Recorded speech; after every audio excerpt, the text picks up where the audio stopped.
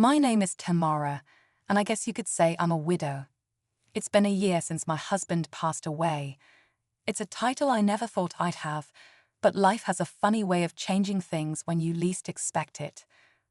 Travis and I were deeply in love, the kind of love you read about in romantic books. We met in college, where we were figuring out love and life together. Travis was amazing, a charming guy with a smile that could light up even the darkest day. We were that couple everyone secretly envied, and life was good. We thought we had all the time in the world. But let me tell you about Travis' background. He had a tough childhood.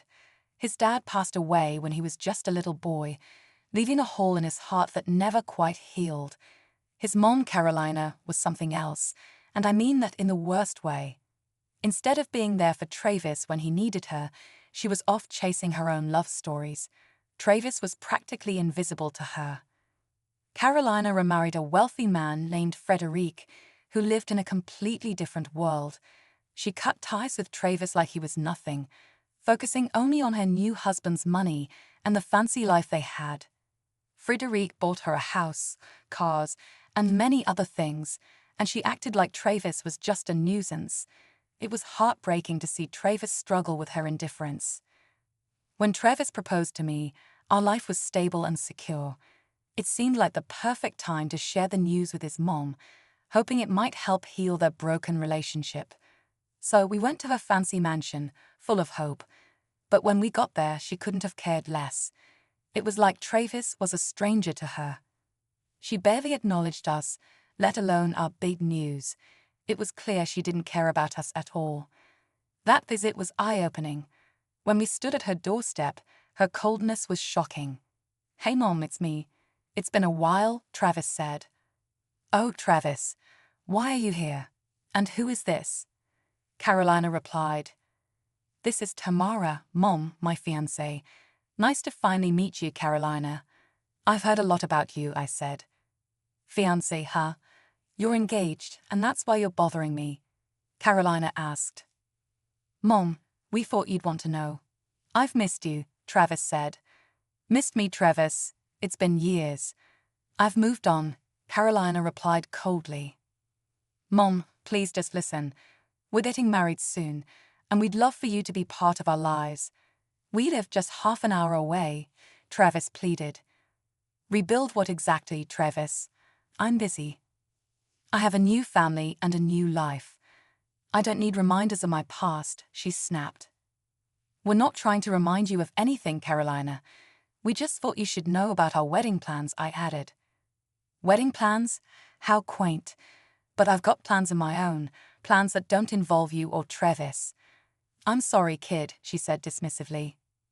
"Mom, why are you doing this?" "We're your family," Travis said, his voice full of pain. "Travis, I don't have time for this. My husband Fred will be back soon. He's the one who matters now," Carolina said. Her words cut deep, rejecting her own son like that. How could a mother be so selfish? Travis was devastated, and I felt his pain. But life went on, and we got married. Our wedding day was magical, and as I walked down the aisle toward Travis, I knew I was making the right choice when I married Travis. We exchanged vows, promising to stick together no matter what. Our first year of marriage was filled with beautiful moments.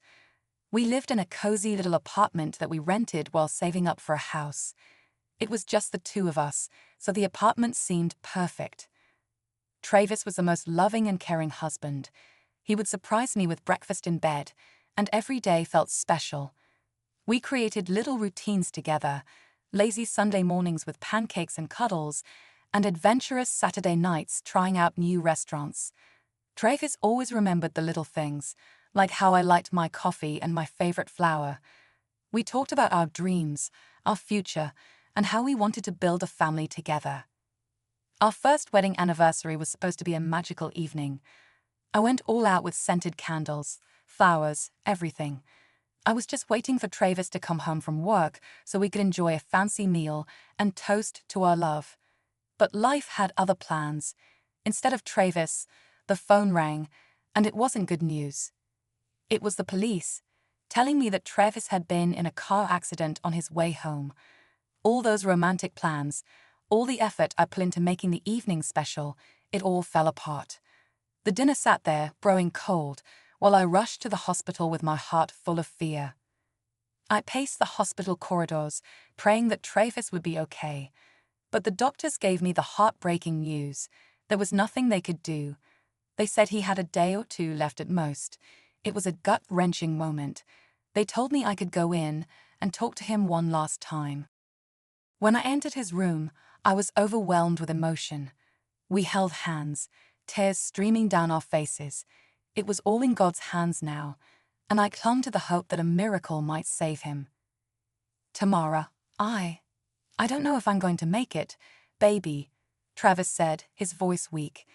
The doctors say it's touch and go. Travis, don't say that. You're going to pull through. You have to, I replied, trying to hold back my tears. Tamara, I love you so much. Whatever happens, just promise me that you'll be happy and that you'll find love again. I couldn't have had a better life. Thank you. Travis, please. There's something else, he said, his voice faint. I bought us a house.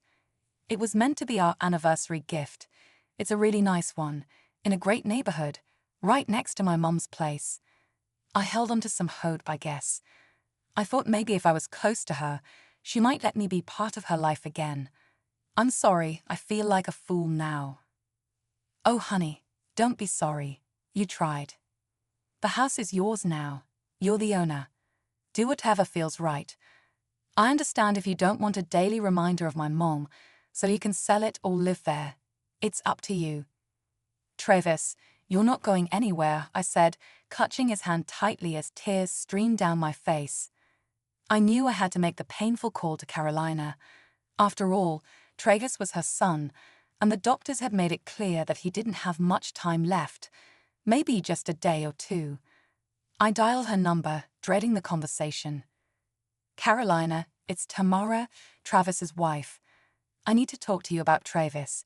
He's been in a terrible accident, and the doctors don't have good news. They say he may not have much time left. Oh really, that's so sad. I'm sorry for him. I can send you the hospital address, she replied, almost dismissively. You don't know what I've been through lately. Frederic and I got a divorce, she continued, as if that was the most important thing. I'm sorry to hear that, Carolina, but Travis is your son, and he's in critical condition, I said, trying to hold back my frustration. I told Carolina she should come visit Travis at the hospital. Her response, I have a therapist appointment, so I won't be able to make it. Carolina, he's your son. How can you be so cold? He needs his mother right now, I said, shocked. Look, Travis and I haven't had a good relationship for years. He chose his path, and I chose mine. I don't see why I should drop everything now just because he's in trouble. It's about his life. Don't you want to see your son one last time? I pleaded. I don't know. Like I said, I had a lot on my plate right now. My condolences, Samantha. I'll try to be there for the funeral. Carolina, it's Tamara. You don't want to regret not being there for him when he needs you the most. I've already given my answer. Goodbye, she said coldly. I couldn't believe how selfish she was. Travis was fighting for his life, and she didn't even care. A few days later, the unimaginable happened. Travis passed away. It was a gut-wrenching moment that left me numb and lost. Surprisingly, Travis had a will in place, and he entrusted me with making arrangements for his funeral. In his will, he left me some of his assets, which was both comforting and heartbreaking. Even more surprising, he left a decent amount of money to his mom, Carolina. As for the new house, it wasn't mentioned in the will, but the seller had already transferred it to my name, so it was mine completely. Dealing with Travis' death was incredibly difficult, and I couldn't handle the funeral arrangements and paperwork on my own. That's when I turned to my sister, Kelly. Without hesitation, she said she'd help me through it all. The day of the funeral finally came, and it was as gloomy as our moods. Friends, family, and everyone who knew Travis gathered to pay their respects. It was a tearful service, with people sharing stories about him. Amid all that sadness, I couldn't help but hope to see Carolina there. But she didn't show up. I couldn't let it ruin the day, though. Grief had already taken a strong hold on me. After the service, we headed to the reception. People shared stories, gave condolences, and there was food. The will reading was supposed to happen during this time, and I had honestly given up on the idea of Carolina showing up. I was trying not to break down when, lo and behold, Carolina strolled in. "Thanks for showing up so early," I said sarcastically. "You've got quite the alcohol scent about you."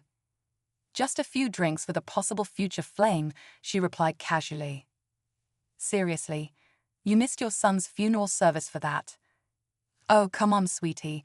I needed something to soak up the booze. I felt a bit queasy after all that." "Carolina, I can't believe you.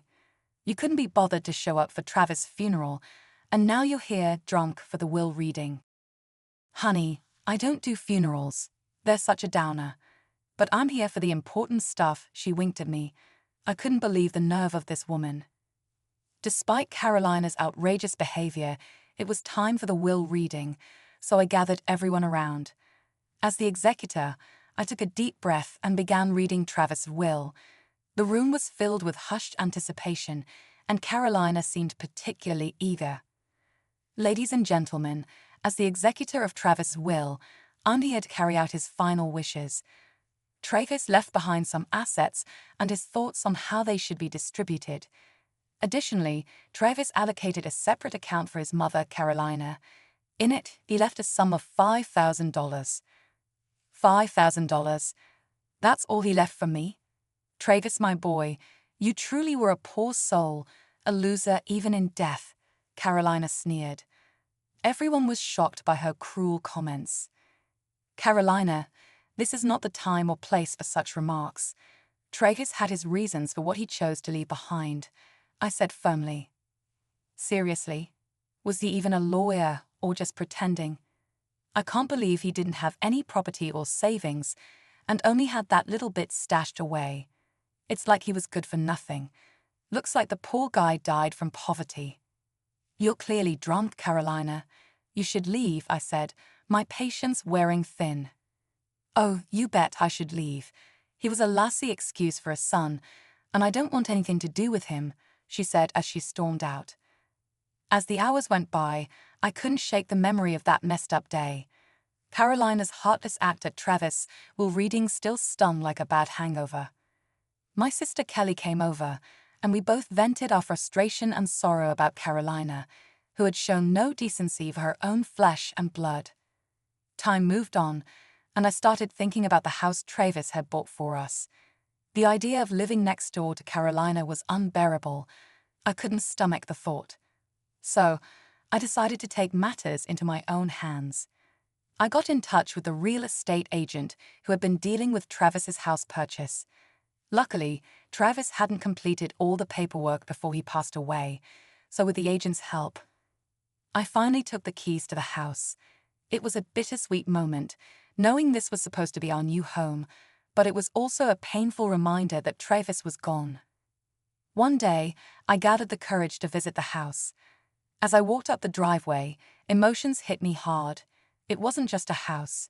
It was a mansion, much grander than I had expected. Next door, Carolina's house seemed tiny in comparison. I didn't expect to see such a huge, beautiful place. As I walked through the door of what was supposed to be our new home, I couldn't stop thinking about the life Travis and I could have built together. The pain was unbearable as I explored every corner of the house, haunted by memories of what could have been. I realized that I couldn't live there without Travis. Determined to sell the mansion, I stepped outside. That's when I heard a familiar voice. "What are you doing here?" "None of your business," I replied. "Oh my God, there was no house here some time ago. Don't tell me you're the buyer of this place. It would be the biggest joke on earth with that little money your fiancé left you. Can't you feel any sympathy for your own son, who talks like that?" "Sympathy for that loser. I should throw a party instead." "Carolina, can't you cut the insults? Travis is gone. Show a little bit of respect." "Respect? Travis was a fool, just like his father. You and he made quite a pair." Her words hit me hard, not just because they were harsh, but because she was his mom. Her cruel comments replayed in my head, making the pain worse. So I decided not to sell a house after all. I was going to move into the mansion, not just to show off or compete with Carolina, but because I needed a fresh start. Maybe this was what Travis wanted, so I decided to do it for both of us. Packing up my stuff from our old apartment was tough.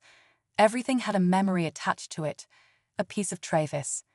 I wrapped up his photos, his favorite books, and all the little things we had collected over the years. When I stepped into the new house, it felt like a dream Travis was supposed to be a part of. The day I settled into the new house, I knew what I had to do. I baked a batch of Travis's favorite blueberry muffins, put on a nice sundress, and headed next door to face Carolina. I wanted to give her the news myself. She opened the door. "Tamara, what on earth are you doing here? What is this?" "Hi, neighbor. I just moved in, and I thought I'd bring over some muffins I baked." "What? How? When? Why?" "Let me break it down for you, Carolina. Travis bought this house for us as an anniversary gift. He probably used his savings." "Travis did that? Why didn't I know about it?" "Because, Carolina, you were too busy with your new husband and counting his money." "Tamara, I didn't know." "Of course you didn't. You've always been absent, from not visiting Travis in the hospital during his last moments to skipping his funeral service and just showing up for the will reading." "I made some mistakes." "Some mistakes. Carolina, you've been cruel and disgusting. You ridiculed Travis when you found out he left you very little in his will. You didn't even give him the respect he deserved." "I never realized how much I hurt him until it was too late. Please, Tamara, I'm genuinely sorry." "Sorry now that you found out your son had some money left for you. Love should have been unconditional. You know what, Carolina? Enjoy the rest of your life seeing my face every day as a constant reminder of what you did to your son. It's been a whole year since Travis passed away. They say time can heal wounds, but that doesn't mean the scars disappear. I'm learning to carry on, step by step. Carolina, on the other hand, is spiraling down a different path. It's hard not to notice her from my home right next to hers. She's been using alcohol as a crutch, drowning her sorrows, or maybe her guilt, who knows. Every time we run into each other, she has a look of guilt, shame, and regret on her face, and I can't help but feel a bit of sympathy for her at times. She missed out on so much when Travis was alive, and her absence during his darkest moments, even at his funeral, is something I can't forget or forgive. One thing I've learned through all of this is that being a bad person doesn't get you very far. Sure, you might gain some material things, but you lose something much more valuable, yourself. People who are dishonest, cruel, or selfish might seem like they're winning in the short term, but in the grand scheme of things, they don't last long. It's the ones who show love, compassion, and kindness who leave a lasting legacy. So my advice to anyone reading this is simple: be a good person. It might not always be easy, but it's worth it in the end.